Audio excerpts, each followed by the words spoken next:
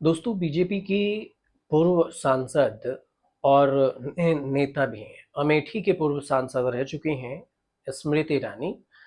अब फिर से टीवी सीरियल में वापसी कर चुके हैं। उन्होंने एक हालिया एक निजी चैनल जो आज तक है उसको इंटरव्यू दिया और इस इंटरव्यू में जिस चीज़ का जिक्र किया उसे बताना ज़रूरी था। इंटरव्यू हम आपको दिखा नहीं सकते लेकिन उसके बारे में पूरी बता ज़रूर सकते हैं। इस इंटरव्यू में उनका कहना हुआ राहुल गांधी को लेकर। स्मृति ईरानी ने राहुल गांधी को लेकर चर्चा की और सीधे तौर पर कहा कि अब राहुल गांधी पर आक्रमण होने का दायित्व तो नहीं है, ये पहले उन पर दायित्व था। उनका ये भी कहना है कि 2024 के चुनाव में गांधी परिवार ने मुझसे लड़ने से मना कर दिया और वे मेरे सामने मैदान जंग में उतरे ही नहीं और मैं उनके पीछे पीछे नहीं भाग सकती हूँ।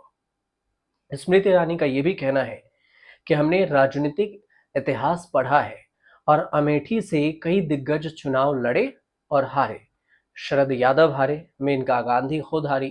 उन्होंने ये भी कहा कि गांधी परिवार ने उस सीट को चुना ही इसलिए क्योंकि उसका मकसद सामाजिक समीकरण ऐसा था कि वो वोट पड़े गांधी परिवार को ही पड़े। अब ये भी था गांधी परिवार को पड़े और कोई भी इंटेलिजेंट राजनेता ऐसे सीट नहीं चुनता जहां हार निश्चित है और अगर उसे ऐसी सीट चुनाव लड़ने के लिए दी गई हो तो उसे पार्टी के दायित्व के रूप में स्वीकार करता है। ये बात भी स्मृति ईरानी ने कही है। दूसरी बात कि स्मृति ईरानी का ये कहना है कि मैं भले ही 2014 में चुनाव हारी थी लेकिन मैंने 2014 से 2019 तक बहुत काम किया और इसलिए अमेठी के लोगों में ये भाव था कि और मन बना लिया था उन्होंने और मैंने वहां काम किया तो मुझे एक मौका देना चाहिए। और स्मृति ईरानी ने कहा कि अगर लोग कहते हैं कि मैंने अमेठी के लिए काम नहीं किया तो ज्यादा दुख होगा, लेकिन आज चर्चा होती है कि मैंने वहां पर बहुत काम किया और अमेठी में रहती भी थी। मैं घर घर गांव गांव गली गली घूमी और मैंने नाली तक साफ कराए, गांव में बिजली पहुंचाई और 1 लाख घर बनवाए, मेडिकल कॉलेज बनवाए। तो तमाम काम हमने यहाँ पर किए। तो सवाल ये था कि अमेठी वहां से स्मृति ईरानी हारी क्यों।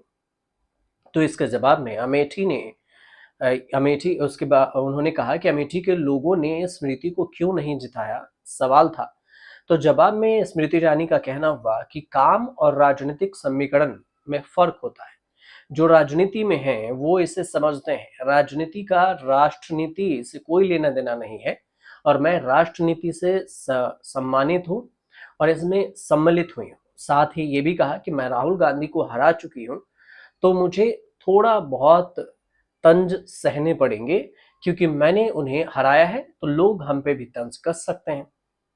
अब स्मृति ईरानी आगे ये भी कहती हैं अपने इंटरव्यू में कि मैं जिंदगी को सूक्ष्म रूप से नहीं जीती और अगर जिंदगी को एक ही पहलू से जिया जाए तो वे क्या जीना होगा। मैं राष्ट्रीय राजनीति में इसलिए आई क्योंकि मुझे एहसास था कि हमारे समाज में कई ऐसी चीजें हैं जिस पर लोगों का ध्यान आकृष्ट होना जरूरी है, चाहे वो पॉलिटिक्स के जरिए हो या फिर मीडिया के जरिए। और इसीलिए समाज में कुछ चीजों को दिखाना जरूरी हो जाता है। अब स्मृति ईरानी के बारे में बता दें कि स्मृति ईरानी सास भी कहीं कभी बहू थी इस सीरियल से चर्चा में आई और फिर से इसको राजनीति में आने के बाद इस सीरियल से इन्होंने ब्रेक लिया। राजनीति में जैसे ही ये हारी हैं अमेठी से तो वहां पर केएल शर्मा सांसद चुने गए कांग्रेस की तरफ से और राहुल गांधी से 2014 में ये हार चुकी थी। हालांकि राहुल गांधी को भी इन्होंने 2019 में हराया लेकिन राहुल गांधी ने 2019 के बाद 2024 में अमेठी छोड़कर रायबरेली को चुना और 2024 में राहुल गांधी रायबरेली और वायनाड दोनों से जीते। तो इस हिसाब से अगर देखा जाए तो अगर स्मृति ईरानी की बात करें, स्मृति ईरानी केंद्रीय मंत्री रह चुकी हैं और सांसद भी रही हैं, बीजेपी के नेत्री हैं। अब वो साइड लाइन में देखें तो टीवी सीरियल में एक बार फिर से वापसी कर चुके हैं और इसी को लेकर जो राहुल गांधी पर बात था उनका कि अब आक्रामक क्यों नहीं है, इस बात का जिक्र उन्होंने इस इंटरव्यू में किया है।